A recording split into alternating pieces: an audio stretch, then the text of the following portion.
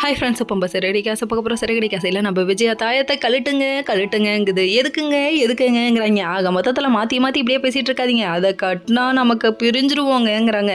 என்ன சொல்ல வரேன்னு கேட்க, மனுஜுக்கு குழந்தை பிறக்கணுங்கிறதுக்காக நான் கட்டியிருக்கேன்னு சொல்கிறாங்க. உடனே பேச முடியாமல் அவங்க கழட்டிட்டாங்க. இது ஏதோ விஷயம் இருக்கேன்னு யோசிக்கிறாரு நம்ம முத்து. யோசிங்க அப்படிங்கிற மாதிரி ஆயிடுச்சு.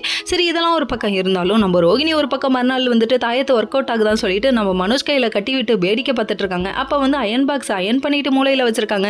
மூளையே இல்லாத நம்ம மனோஜ் போய் அதை தொட்டுக்கிட்டு சுட்டுக்க கடைசியில் ரோகிணிக்கும் நம்ம மனோஜுக்கும் சண்டை வரும்னு வெயிட் பண்ணி பார்த்துட்டு இருந்தாங்க நம்ம விஜயா. கடைசியில் வந்தது யாருக்கு? நம்ம விஜயாவுக்கு. விஜயாவை வெளியே போமா அப்படின்னு சொல்ல, அதுக்கப்புறம் ஐயோ என் வீட்டு கண்ணு குட்டி என்னோட மல்லு கட்டி என் மார்பை முட்டுதடி கண்மணி அப்படிங்கிற பாட்டை போட்டுவிட்டு ஃபீலிங்கோட வெளியே வந்து உட்காந்து ஒப்பாரி வைக்கிறாங்க.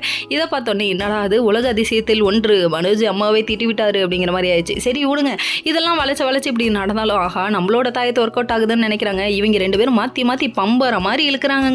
பம்பரம் எல்லா போய்ட்டு சுத்துங்கிற மாதிரி இவர் அங்கிட்டு சுத்துறாரு இங்கிட்டு சுத்துறாரு. கடைசியில் மூளையே இல்லாமல் கலந்துக்கிட்டு இவர் தான் விழுவ போறாரு. சரி, இது ஒரு பக்கம் இருந்தாலும் நம்ம வித்யா ஒரு பக்கம் யாரை கூட்டிகிட்டு வராங்க? மீனாவை கூட்டிகிட்டு வராங்க. நம்ம முத்துவை கூட்டிகிட்டு வர்றது நம்ம பட்டமுருகனு. புழுதி பறக்குது பாரு அப்படின்னு பாட்டை போட்டுட்டு இவங்க ரெண்டு பேரும் வந்து நிற்க நீயான்றாங்க. 4 பேர் சேர்ந்துக்கிட்டு என்னடா நீயான்னு போட்டுக்கிட்டு நீயா நான் வாங்கி நடத்துகிறோம் கம்முனு போங்கடா அப்படிங்கிற மாதிரி ஆயிடுச்சு. கடைசியில் பார்த்தா வித்யா வேணாம் கேடி புள்ளன்னு சொல்கிறாங்க. அது அவங்க மொத்தத்தில் இவங்க ரெண்டு பேரும் ஒன்று சேர்றதுக்கு இவங்களே காரணமாக இருக்காங்க. சரி, ஃப்ளாட் எல்லாம் பார்த்துட்டோம், ஃபைனல் அமௌண்ட் கொடுத்துடலாமான்னு சொல்லி பேசிட்டு இருக்காங்க. டேப்பா கதிரோட ஃப்ளாட்டுப்பா மாட்டிக்கோங்கப்பா அப்படிங்கிற மாதிரி ஆயிடுச்சு. சரி பார்க்கலாம், இங்கே நீங்களும் ஏமாந்துடாமல் இருந்தால் சரி அப்படிங்கிற மாதிரி ஆயிடுச்சு. சரி பார்ப்போமே, வெயிட் பண்ணி எல்லாத்தையும் பார்த்துட்டு அதுக்கப்புறம் அமௌண்ட் கொடுப்போன்றாங்க. Okay friends.